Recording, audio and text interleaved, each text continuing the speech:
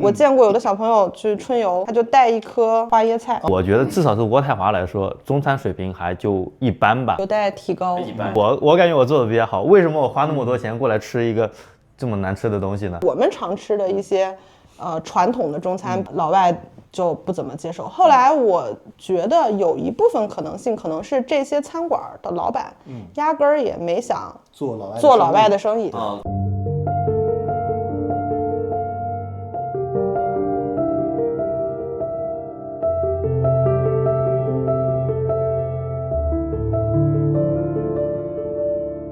那平时你们是在加拿大的话，你是自己做饭比较多，还是出去吃比较多？自己做。自己做。我是想出去吃，但吃不起。哦，太贵了。那你们自己做一般做什么？就正常的米饭菜呀，然后家常饭吧。哦，那你呢？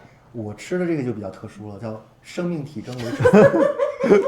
就是首先我肚子饿的时候，我一想再忍忍，然后就是再忍了一会儿，就是忍不住了，算了，做饭吧。然后我一想到做饭的时候，我想这个东西2分钟之内我必须，就是5分钟之内我必须吃到，不然我可能真的就忍不住了，就过去了。所以说我一般是刚开始是烤箱烤一切，因为烤箱烤箱这个东西真方便，就是你只要把东西往里一扔，然后你就可以去刷视频去了，可以玩手机去了，然后过一会儿它叮一下可以吃了，对吧？后来我发现炒还是比烤箱好，因为烤箱你可能至少得烤个25分钟啊之类的，你炒这个东西它真的就可以3分钟搞定。然后老干妈炒一切，老干妈吃腻之后就咖喱粉炒一切，就至少我现在还活着，对吧？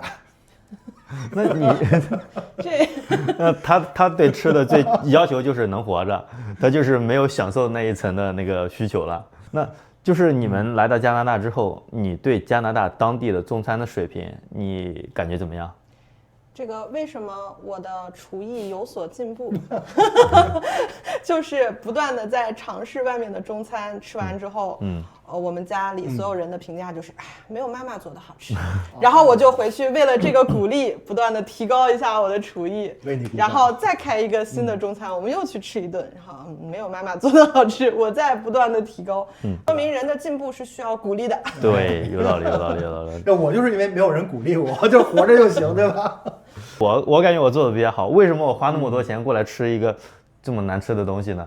所以整体我觉得至少是渥太华来说，中餐水平还就一般吧，有待提高。一般，就是谈不上非常惊艳，我就感觉就是家常水平。其实你说难吃也谈不上，就是家常水平。这边的中餐，其实我觉得你如果真的去下定义啊，其实有2种，一种是老外眼中的中餐，一种是我们眼中的中餐，它其实是完全不搭界的2套东西。老外那个多少有点刻板印象，有的餐馆甚至它有2份菜单，就是外国人的就是那些左宗棠鸡什么的，然后我们才会有一些辣的菜啊或者是什么的出现。其实我觉得左宗棠鸡挺好吃的，真的是，我也挺喜欢的，说实话。你知道那个特别像什么吗？就是我小时候就东北吃那个锅包肉，然后我们沈阳的做法呢，它是加番茄酱，它不是说那个哈尔滨那边是加白醋嘛，异端，对吧？他们很多人说我们这是异端啊，但是挺好吃，它不就是切小段的锅包肉吗？我觉得它像那个糖醋里脊，是对吧？对，糖醋里脊的汁儿浇到了炸的鸡上。对。我每见一个加拿大人，我就问他，我说加拿大有什么美食？就 Poutine 没了。其实加拿大本身移民国家嘛，它的吃的也非常融合。我认识的加拿大人，就我刚讲，他们吃的东西特别有限。首先是，很大一部分只吃素，其中有一部分吃荤的，但是他特别有限的肉他吃。那我觉得这些人丧失了生活中好多乐趣啊！排骨那么好吃的东西，五花肉那么好的东西，他们都不吃。我会给我们家小朋友带饭，然后我先生有的时候也会带饭，然后就从他们吃饭的状态，你就会非常明显的感受到我们中国的这个美食确实是不管是数还是量都是比较大的，因为特别反差。比如说，他们的体育老师，你一看是个特别又高又壮的一个肌肉男，而且是年轻人，那应该是饭量很大的。课间的时候掏出一个纸袋子，默默掏出一个三明治，这么大。然后就坐在旁边吃，这个就是他的午饭，然后配一杯咖啡。然后我的女儿拎了一个这么大的饭桶，里边有1盒米饭、2盒菜、1个汤，旁边还要有酸奶、苹果啊、点心、蛋糕，就那种，然后啪啪摆一桌子，然后开始吃。老外看傻了。然后第一次他带着这些吃的就去 preschool 的时候，他们老师对他的这个饭菜表示了震惊，专门写了一封邮件给我。为什么？说没有问为什么，但是他说非常感谢你给你的孩子做了这么丰盛的，非常有责任感的妈妈。我之前有在一个那个幼儿园帮忙，就是我会看到那个当地那个小孩，白人、黑人小孩，他们那个这个午饭。有一次真的是让我震惊到了，就是有一个小女孩，她翻开她的饭盒，2个那个奶酪条，然后3块奥利奥饼干，然后几个小番茄，没了，这就是她的午饭。然后他们生吃蔬菜的能力，我也是非常震惊，因为我见过有的小朋友去春游，他就带一颗花苞菜、花椰菜，我天哪，花椰菜生吃，他并且没有掰开，就是一颗，然后别的小朋友掏出了他的1盘、2盘、3盘、4盘，这个小朋友端出了一个花椰菜，掰开，然后在旁边吃。这不就是兔子吗？对，就是它有很多食材，我觉得就不经过加工，他们就觉得已经纳入了他们的食谱了。我觉得我这个还要真的要感谢一下我亲爱的母亲啊，因为我觉得我从小的饮食习惯真的是让我母亲按照加拿大人的这个习惯来安排的。你知道我们那个小学时候带饭，然后可能其他小朋友会带一个水果啊，然后饭后吃一个水果。我妈那时候给我带萝卜。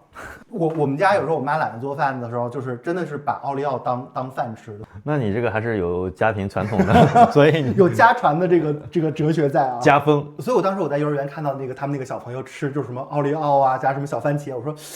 这好像是有家的感觉，妈妈的味道，我的童年又回来了，妈妈的味道。我发现他们这边加拿大人不重视午餐，就他们午餐就随便对付一下就行了，就是带一个苹果，2根香蕉啊，午餐就过去了。并且他午餐时间特别短，尤其他们这边工作，可能就半个小时。我在这边上学的时候，我有一个深刻的感受就是，他们排课都排到中午，非常奇怪，12点到1点，或者11点到1点，不是正是吃饭的时候吗？我之前在国内，我在深圳律所工作的时候，我们午休时间是2个小时的，那有1个小时去吃饭，1个小时来午睡。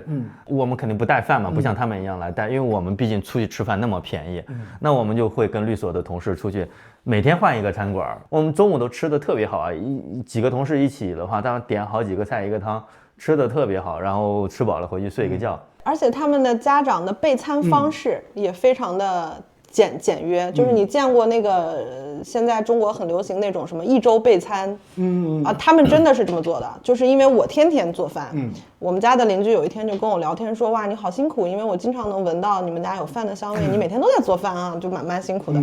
然后我说，那不然呢？就是这个不每天做怎么活下去呢？然后他跟我讲说，因为他们家也几个孩子，2个孩子，然后他说我每周只做1次饭。我是在周末做，因为平时我要上班。周天这一天呢，我就做饭。然后我说你怎么做呢？他说你看，比如说一顿我们要吃1人1个鸡腿，那这一天我可能炖15个鸡腿，这就是3顿了吧，对吧？然后我就一锅就炖出来了，然后我就把它们都冻到冰箱里。然后每天早上他那个所谓的这个备菜或者是带饭的时间，就是拿一个盒把这些东西放到一起，这个就是一顿了，他们拿去再热。但是中国家庭，比如像我就很难接受这样子的做饭方式。所以预制菜在加拿大不是个问题。那你们有没有发现，当你们去加拿大这边的中餐馆的时候，很少能发现老外的面孔？所以这边的中餐主要的客户还是华人多一些，对，客人还是华人多一些。我觉得也分中餐的馆子，比如说我第一次去吃自助就 Mandarin 的时候，就是老外叫我去的，他说我们要聚个餐，考虑到你是中国人，我准备请你去吃一下中国菜。后来发现这个就是那种我觉得就是那种融合菜啊，international 中餐，然后也是可以吃的，但是就没那么美味。但是我们常吃的一些传统的中餐，老外就不怎么接受。后来我觉得有一部分可能性，可能是这些餐馆的老板压根儿也没想做老外的生意，他甚至菜单都是中文的，没有。因为多伦多很多饭店，它的招牌是中文的，对，它的菜单也是中文的。老外的人普遍不太喜欢吃辣，然后还有他会觉得可能一些这个刻板印象说中国人会吃很多奇怪的肉，这个他们吃的肉呢非常窄，有限，对，非常有限。对，但咱们国内是吧？这好吃的东西多了去了，他可能不太会确定说你这个地方是什么肉呀，或者能不能吃，菜单他也看不懂，对吧？人分辨不了，哎，是，他就不去了，嗯避免这个风险。然后，另外我觉得还有一点啊，就是可能跟咱们这个，开店的这个店主他的一些，包括这个装饰啊，或者是一些理念呀有关。比如咱们去。西餐馆它可能会更注重这个氛围啊、装修啊这方面的。对。中餐馆呢就比较随便，就在这方面它可能会比较随便一点。对，你说的这点我觉得特别重要。就是中餐无论是在老外，甚至在我们的印象中，它和高级没有办法挂钩。你比如说我和人出去约会。那如果想去一个高级浪漫一点的，什么意大利餐厅啊，甚至日料店呀，对，很少有说我想去我们去个中餐馆去吃。好，那这是不是一个刻板印象？中餐就没有办法和高级划等号吗？就是不出片儿，哎，对，哎，不是漂亮饭，这个没有办法发 ins 啊。就是餐馆吃饭这件事情，其实真的是带一定的社交属性的，对吧？是的。比如说我请你吃饭，那是咱俩的一个社交；我跟我朋友聚餐，就是我朋友的一个局。就算我一个人吃饭，我也得拍了片发 ins，对吧？这是带有一定社交属性的。如果这个餐厅它只能提供饭，不能提供社交属性，那我选它的几率可能就会损失一大半，对吧？因为中国人多实用，中国人我来你餐厅我就要吃饱吃好。老外的话，他可能咱们也说了，他们生菜都能吃，所以特别好养活。对，所以这个吃好对他们来说不是非常重要。就我还想到一个，就是可能大家对去饭馆吃饭这个事情，在国内和在加拿大它的概念是不一样的。就比如说我在来加拿大之前。我是一顿饭都没有做过的，我可以很认真的说，就是真的是没做过饭。我在国内的所有餐食都是在外面解决，有可能是叫外卖，有可能直接到楼下去找个店就吃了。就它解决的是我的生存需要，我的日常生存需要。是的。而加拿大这边，首先它的贵，是吧？它的税也高，它的食材也贵，小费，对，就是。同样，如果我是为了生存需要的，我肯定是自己在家做饭。是的，那我不会选择去饭馆吃。那我去饭馆吃的，它的需求就像你们刚才说的一样，社交或者是什么商务或者是其他的，它肯定不是为了生存我要去这个饭馆。是的，但是同样是作为亚洲国家，我感觉韩国菜和日本菜在这里就特别受欢迎。我不知道为什么，我去了这个，无论是魁省还是在安省，很多小地方。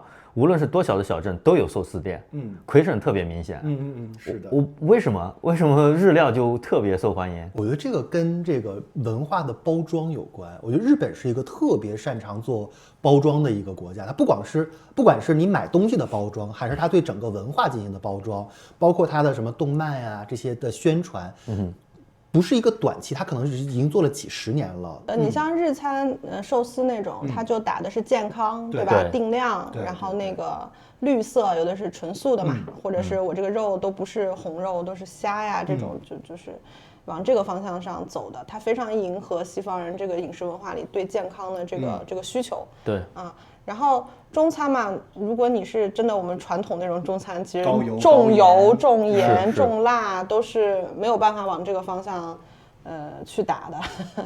所以，但是无论是 Montreal 还是这边，还是 Toronto，大部分的日料店也是中国人开的。是的，这边非常奇怪，就是我发现日料店是中国人开的，然后韩餐店一部分也是中国人开的。只有越南餐厅是越南人开的，这边越南菜也特别多，但是可能是越南华裔。越南餐厅也有中国人，是吧？而且这个哪怕是越南，也很可能是会说中文的越南华裔。所以你就发现有个问题，就是我们作为中国人，我们需要套他们的牌子，挂羊头卖狗肉。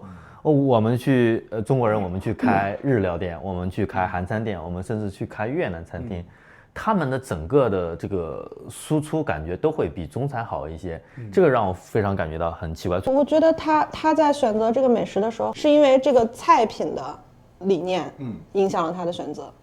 就是比如说，我是一个追求绿色健康食品的人，那我可能选择日料店的概率就高一点。对啊，他在没去到他那个餐厅之前，他甚至都不知道它里边是做什么的。我觉得很多人在选择餐厅之前，可能都已经先做一个背景调查。我今天我想去一个什么样的店，吃什么样的饭。